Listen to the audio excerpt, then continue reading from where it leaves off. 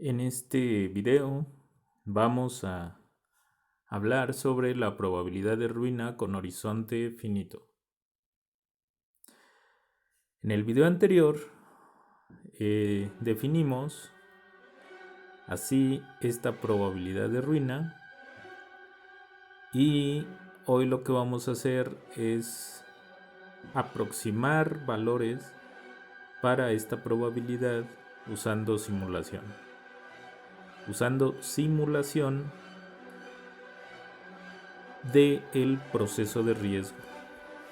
Este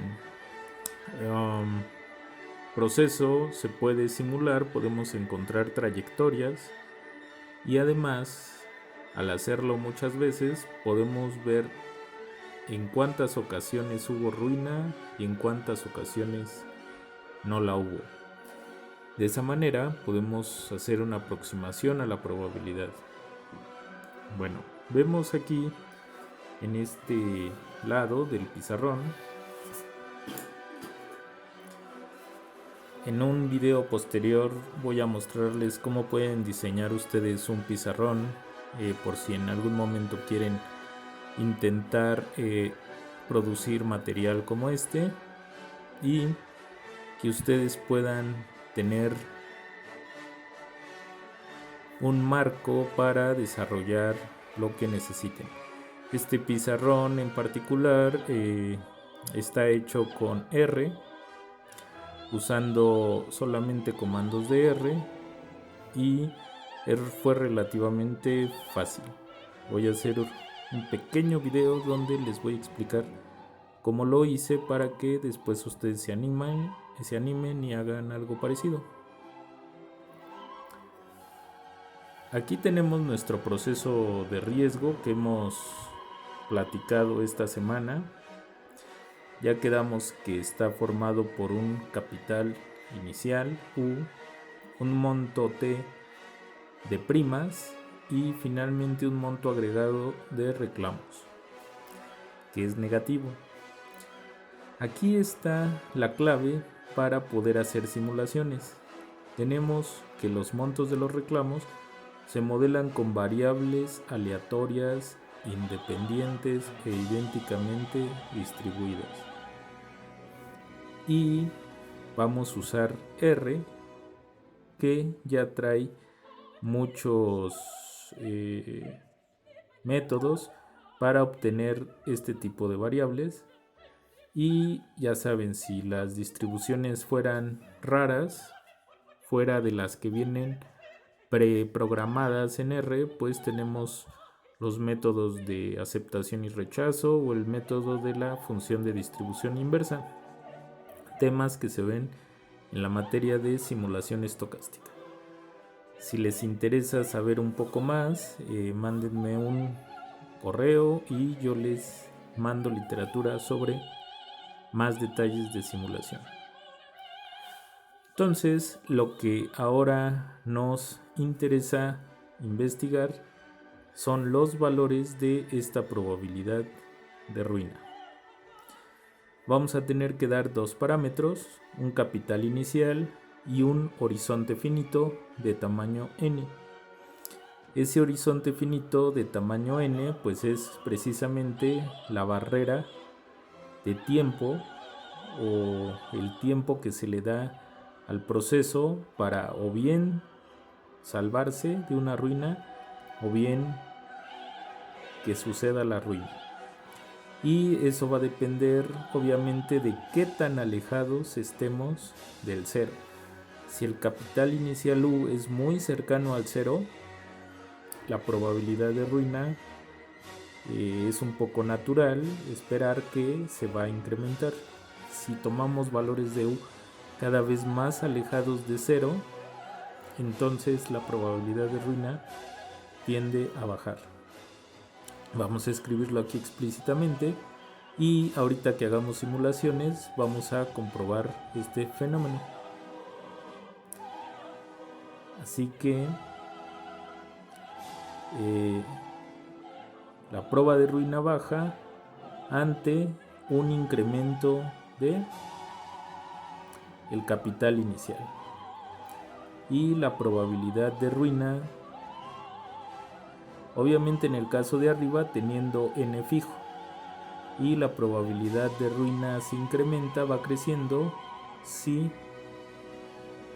el número de periodos, el horizonte, también va creciendo. Así, si el horizonte de tiempo va creciendo, estamos siendo menos restrictivos. De forma equivalente, estamos siendo más, estamos dando más libertad a la posibilidad de arruinarse, entonces va a haber más probabilidad de ruina.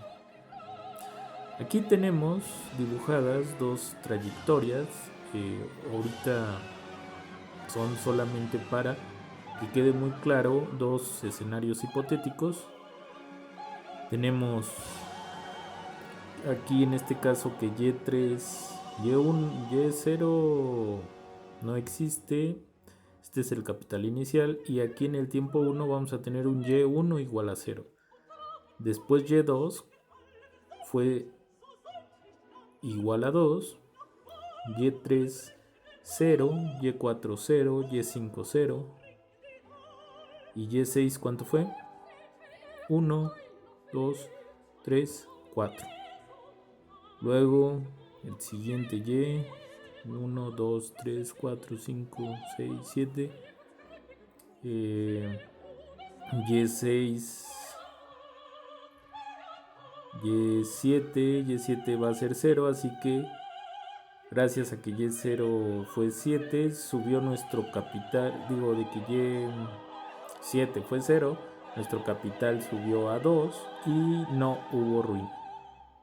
Perfecto. Pero si Y7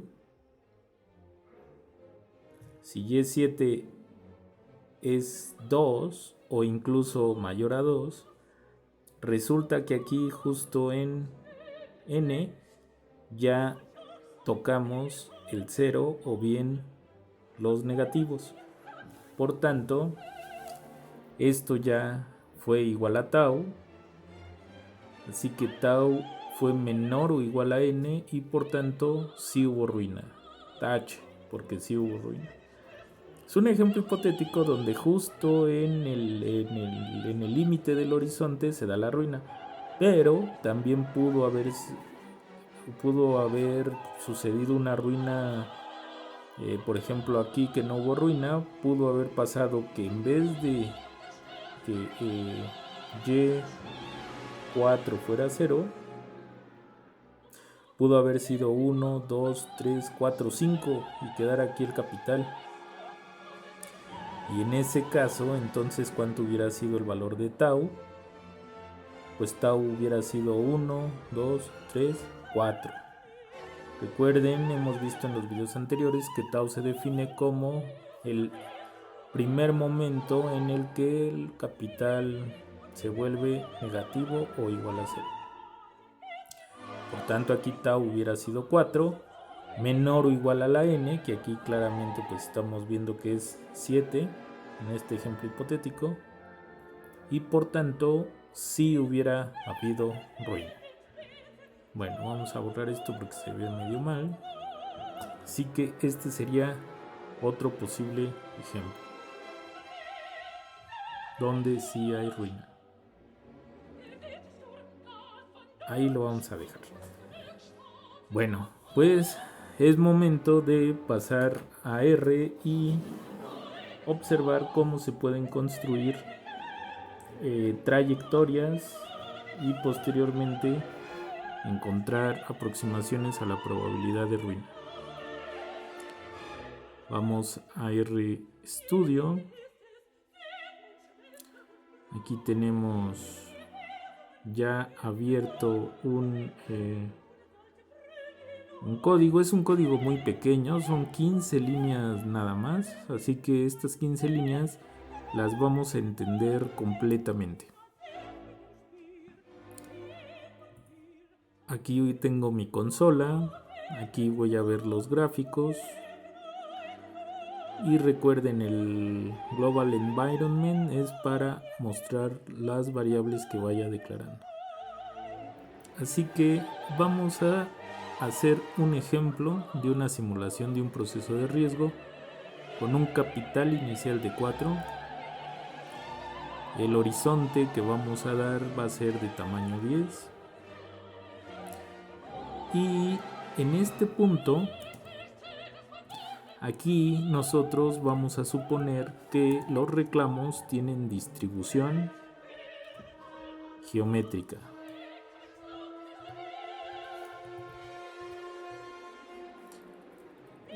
Vamos a escribir Y. Tiene distribución geométrica.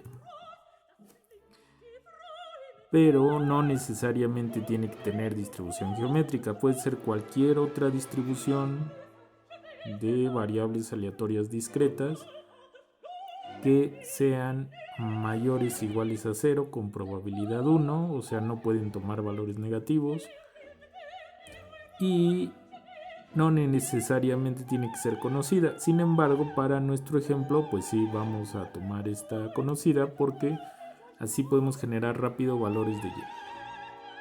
Recuerden que este comando, la R viene de la palabra random, así que va a servir para generar una muestra de variables aleatorias con distribución geométrica. ¿Cuántas? N. Como ya tengo que n es 10, pues se van a generar 10 geométricas. Y esta es pues el parámetro que le estoy dando a P, el parámetro de la geométrica. Obtengo esta simulación. Si quisieran encontrar una simulación y volverla a encontrar después, tienen que establecer una semilla, recuérdenlo. Tradicionalmente pues se pone un número, el que sea, pero tradicionalmente se pone el 1, 2, 3. No es a fuerzas. Pero yo, para el dinamismo de lo que voy a mostrar aquí, no voy a usar semilla. Así que lo pongo por acá para que sigan siendo 15 líneas, si no ya van a ser más líneas. Semilla. Si se necesita reproducir la muestra.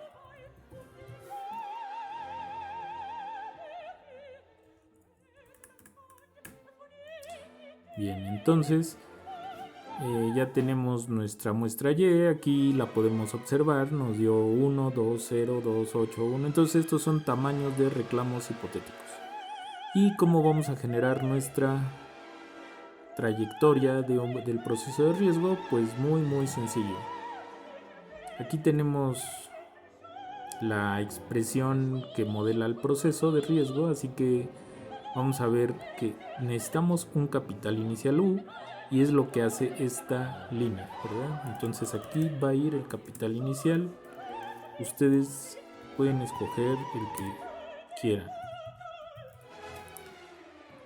Y después en la siguiente línea, en la línea 6, se hace todo el procedimiento. Tenemos en el for el paso a paso de la trayectoria. Entonces, cada que I se incrementa en 1 es equivalente a que avanzamos un paso. Así que al inicio yo tengo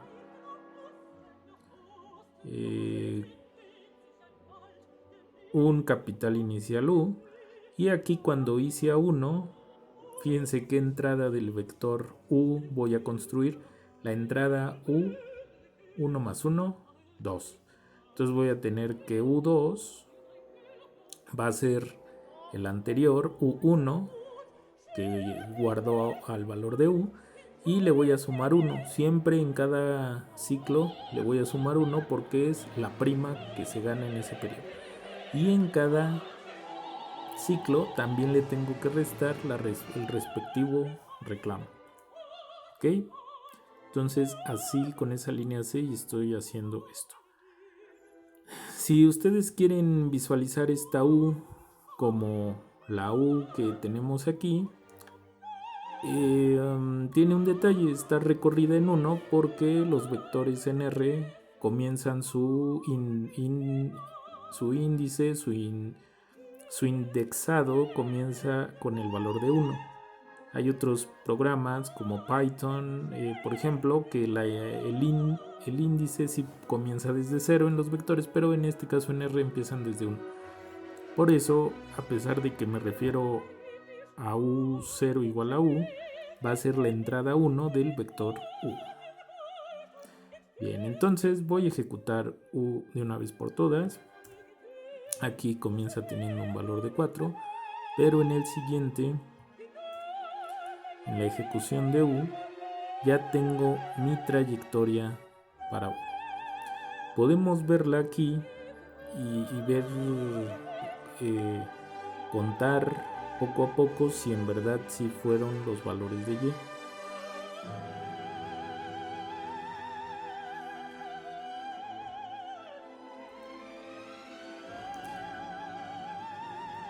Aquí se ve completo, ya ejecutando U.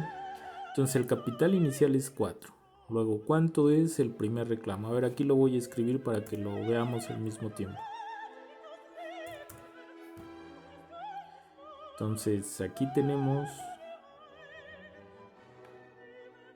el valor de... Aquí lo voy a hacer a todo, con todo el espacio necesario. Entonces tengo que el U inicial es 4. Doy un paso. Gano una prima de 1, así que paso a ser 5. Pero a ese 5 hay que restarle este 1, así que queda en 4. Luego, siguiente paso. Gano una prima de 1, así que paso a 5. Pero 5 menos este 2 me queda el 3, que está sombreado. Luego en el siguiente paso gano una prima de 1 y el reclamo es 0, entonces me quedo en 4, etcétera.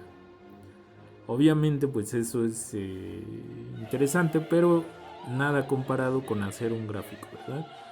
Entonces vamos a hacer el gráfico. ¿Para qué vamos a hacer el gráfico? Pues para observar cómo es la dinámica del gráfico, cómo es la dinámica de la trayectoria. Ahorita les explico cómo se hace este gráfico.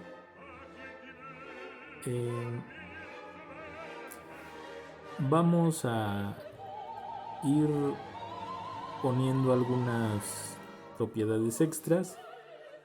Ahorita comentamos los comandos que se usan, pero lo primero que quiero hacer son varias simulaciones y que ustedes vayan viendo el tipo de trayectorias que se pueden hacer.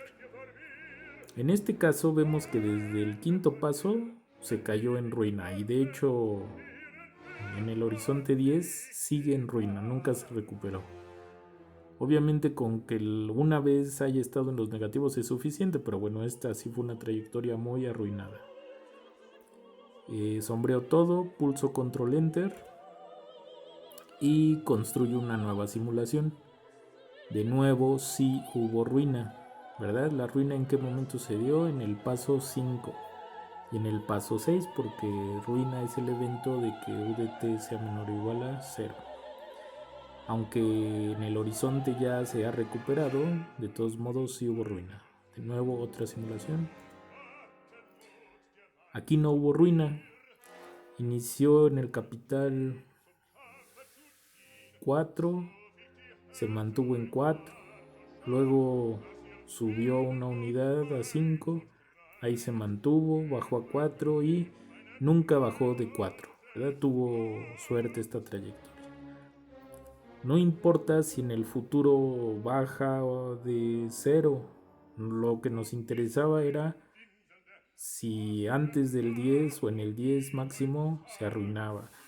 Como eso no sucedió, entonces no hubo ruina, con horizonte finito. Con horizonte finito. De nuevo, otra trayectoria. Sin ruina, una más. Aquí sí hubo ruina. Una más. sin ruina, con ruina, sin ruina, sin ruina, digo con ruina y con ruina y sin ruina, ¿sí?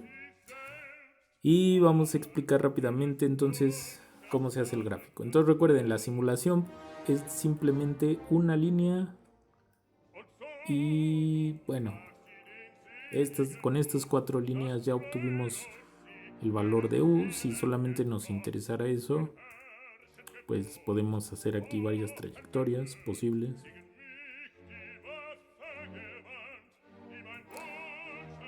Vamos entonces ahora a estudiar estas líneas. La primera es un plot. Estoy graficando los valores de X. Aquí vamos a ver cuáles son. Para esto voy a colocar voy a modificar dónde están las ventanas. Voy a poner la consola a la derecha para que se pueda ver con claridad lo que guarda cada elemento del plot. El primer parámetro del plot, aquí lo tengo sombreado, así que lo voy a ejecutar para que vean en la consola lo que se obtiene. Se obtiene el 0, 1, 2, 3, 4, 5, etc. Eso es el valor del eje X que voy a querer contrastar contra el vector que me va a servir para las imágenes, para el eje Y. Los valores pues van a ser los que contenga U. Así que al decirle plot 0 a n contra U, me va a graficar el 0,4, el 1,5, el 2,6, etc. Como pueden ver aquí abajo en la trayectoria. Esta línea de XLIM le está diciendo que me tome como los límites del eje X del 0 al 10. Aquí no era tan importante porque precisamente son los únicos valores que tengo, pero si yo quisiera hacer un análisis minucioso solamente de la mitad de la trayectoria, podría aquí cambiar y en vez de ponerle de 0 a n, que solo me muestre de 0 a 5. Lo voy a ejecutar de nuevo para que vean el resultado. Ya solo me muestra la mitad de la trayectoria. Mismo comentario con el YLIM. Muestra el rango de la variable Y que quiero que me muestre. En este caso desde el mínimo de U, que si lo ejecuto me da 4, en automático me da cuál fue el valor mínimo del vector U, y si ejecuto max U me da automáticamente el 8. Así que con estas dos líneas ya le digo que quiero un gráfico entre 0 y n, que es 10, y el rango de Y pues de 4 a 8. Esta línea pues es muy simple, es el título. Y con estas líneas, con esta línea 11 yo pongo varios elementos de ornamento. En este caso vamos a cambiar aquí por tiempo para que conjeturen qué es lo que pasa. Ya han de saber qué es lo que pasa, seguramente, ¿verdad? Aquí vamos a cambiarle, no sé, por una B. Aquí vamos a cambiarle por un 2. Aquí vamos a cambiarle, por ejemplo, por una L. Y aquí vamos a cambiarle por un 5. Vamos a ejecutar de nuevo el plot. Entonces, ¿qué alcanzan a ver? Antes decía T y ahora dice tiempo. Entonces, para eso sirve XLab. Viene de XLabel. Label es etiqueta, así que es la etiqueta para el eje X. Luego la etiqueta para el eje Y. Como ven, escribió B y antes que era U de T, ¿verdad? Y las igual a 2 modificó antes era vertical a B y ahora la puso horizontal. Así que si escribo 1, vamos a ver cómo lo hace.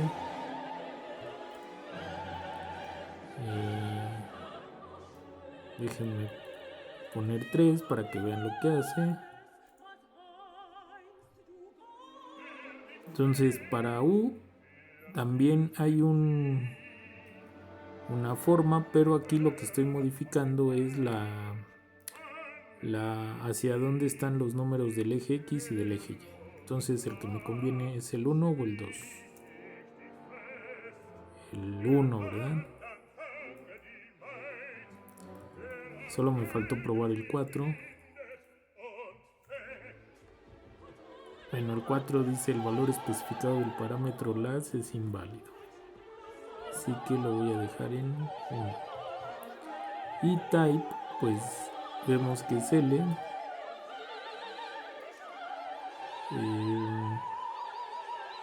Si yo escribo P, me va a hacer puntos. Y si yo escribo O, me va a hacer puntos con líneas. Y hay otros tipos, pero ya ustedes los exploran. Hay H de alturas y S de escaleras. Bueno, en inglés stairs. Y LWD, ya se deben de haber dado cuenta, es el ancho de la línea. Que yo lo tenía, no recuerdo si en 3 o en 4. Un poquito más delgado. Lo voy a dejar en 3.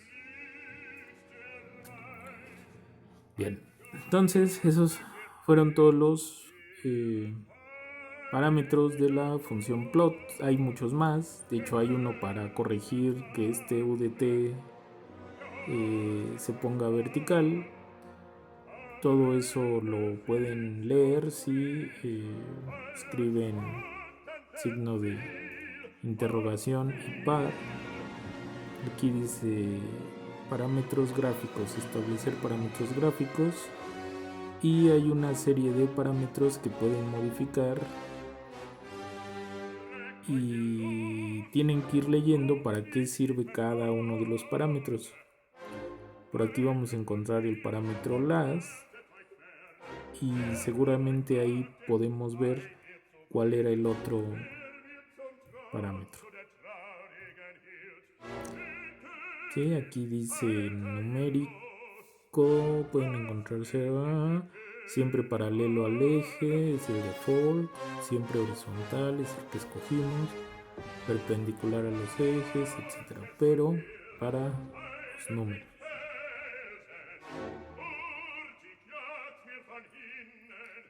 Y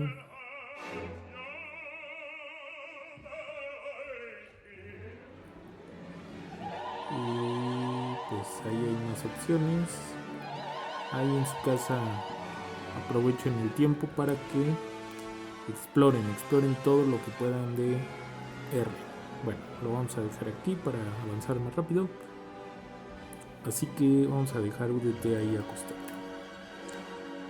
Ahora, ¿qué hacen estas líneas? Bueno, las ejecuto y me doy cuenta de qué hacen. En este caso uso una horizontal en 0 que no se ve porque no aparece 0 en esta simulación, una vertical en 0 que sí apareció, de un ancho igual a 2 y de color azul. Aquí pueden cambiar el color. Así que vamos a volver a hacer una simulación para ver si mejora la gráfica.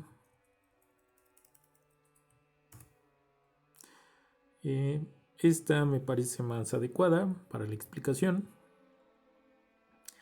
Y el siguiente outline coloca una vertical justo en la frontera, ancho 2 y color gris. Esto viene de line type y el 3 muestra esa línea punteada. Pueden poner 1, 2, el 4 me parece, el 5. Y ahora me interesa saber si hubo o no hubo ruina. Entonces miren qué pasa si ejecuto simplemente, vamos a empezar desde aquí, simplemente U menor o igual a 0. Me aparece false, false, false, true, true, etc. Me va a aparecer false cuando esta sentencia lógica no se cumpla y true cuando sí. Para el vector u, recuerden quién es u. Así que si escribo esto, me arroja quién sí y quién no cumplió. Cuando yo le aplico una función como lo es suma, me convierte los falsos en ceros y los trues en 1. Así que obtengo la suma de cuántos trues hubo. Si recuerdan que es que sea true, pues que haya valores menores iguales a 0. O sea, en cuántos puntos de la trayectoria hubo ruina. Me basta con 1, así que escribo esta sentencia lógica. Si el total de puntos donde la trayectoria fue menor o igual a 0 es al menos de 1, o sea, mayor estricto a 0, entonces imprime este texto. En la posición 5,3 que escriba sí hubo ruina, color rojo. Así que en este caso sí va a haber ruina. Si no, este else quiere decir en otro caso, en este contexto de programación, porque la palabra else pues no quiere decir en otro caso, pero el if else es eso. Si se cumple esto, tal, y si no, lo de abajo. Entonces lo de abajo es que escriba en esta coordenada. Yo lo escogí así para que siempre fuera a la mitad de la pantalla, a la mitad del gráfico y que aparezca 3 unidades abajo del máximo. Que me aparezca no hubo ruina. Lo ejecuto y en este caso sí hubo ruina. Bueno, vamos a ejecutar unas 5 simulaciones más y ya casi terminamos. Bueno, finalmente yo lo que quiero es calcular la probabilidad de que suceda eso, así que tengo este otro pequeño código también de 15 líneas, pero mucho más limpio, podría hacerse mucho más pequeño el código. Entonces vamos a volver a tener estas líneas donde damos datos. Doy el capital inicial 4, recuerden lo que necesito. Capital inicial, ¿verdad? Dijimos que en este ejemplo es 4 y n igual a 10. Entonces, ¿por qué hay un tercer parámetro? Porque este tercer parámetro es el número de simulaciones. El número de simulaciones que se van a hacer para,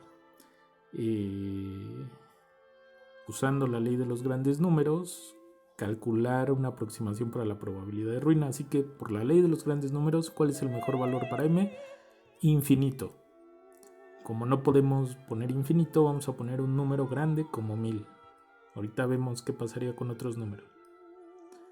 Así que vamos a ejecutarlo y ahorita lo explico.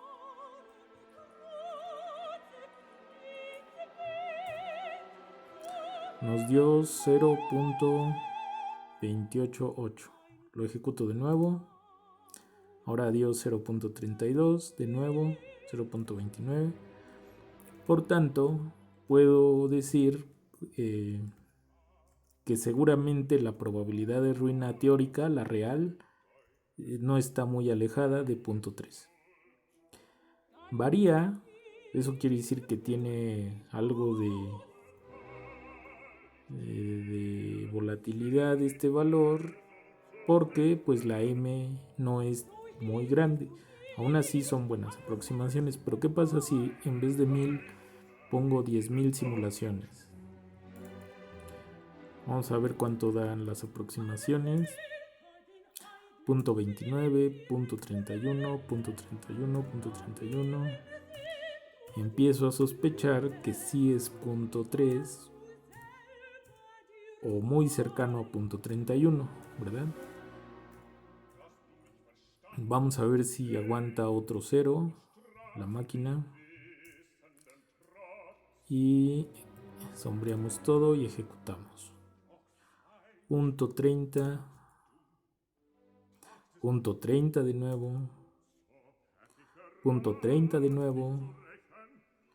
0.30 de nuevo. Obviamente después cambian los siguientes decimales, pero Ya estamos casi seguros de que ha de ser 0.3 o muy parecido. ¿Cuándo sabremos el valor real? El valor teórico, la próxima semana, cuando veamos técnicas para calcular el valor exacto. Bueno, ahora vamos a dejar en 1000 para hacer más ejemplos y que sean rápidos. Vamos a comentar el código rápidamente. Aquí utilizo esta variable ruinas que la voy a usar para ir guardando el número de... pulsé algo que no tenía que pulsar. Control más.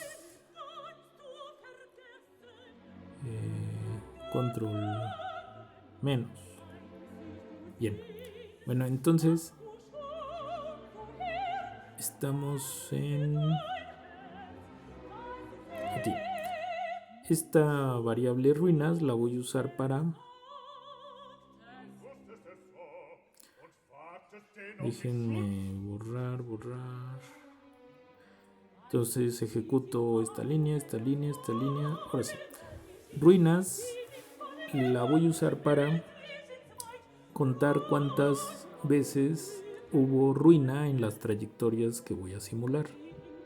Porque al final la aproximación va a ser precisamente ese número de ruinas, una especie de casos favorables sobre casos totales. El número de casos totales es m. ¿Quién me asegura que eso es una buena aproximación? Pues la ley de los grandes números. Así que ya nada más nos resta entender este for, este ciclo que se va a repetir m ocasiones actualizando el valor de i desde 1 hasta i. Primera línea. Si se fijan, esta línea, todas estas líneas son exactamente lo que vimos en el simulador de trayectorias que está aquí. Les dije que era simplemente esto, ¿verdad? Bueno, desde la Y. Esto exactamente está copiado y pegado aquí en este código, nada más que el for está aquí escrito de una forma un poquito más en 3 líneas en vez de en una línea. Y entonces es la misma idea, iniciamos con un capital inicial U y en cada paso va a ser el paso anterior más 1 menos lo reclamado. Así que en cada ciclo se va a hacer una simulación distinta de una trayectoria y solamente voy a ir agregando un nuevo caso de éxito cuando se cumpla que hubo al menos una ruina. Sí, este es el comando que usé en el simulador. Y recuerden que en R la variable que se escoge, la cadena de caracteres o la etiqueta que está a la derecha de un símbolo de asignar, esta flechita se llama el símbolo de asignar. Entonces esta etiqueta de la derecha es un valor viejo, que en este caso al principio tiene un valor de 0. La etiqueta a la izquierda es un valor nuevo al que le vamos a asignar el valor que tenga ruinas, y cuando haya éxito pues se va a agregar un nuevo caso al número acumulado, y si no se va a quedar igual. ¿Sí? Así que ruinas de la izquierda es nuevo, ruinas de la derecha es el valor viejo de ruinas. Al final de m ciclos vamos a tener ya un número acumulado de ruinas y lo vamos a dividir entre m. Vamos a hacer de nuevo un ejemplo. Vamos a ver cuánto quedó en ruinas. Bueno, aquí lo vemos, 340.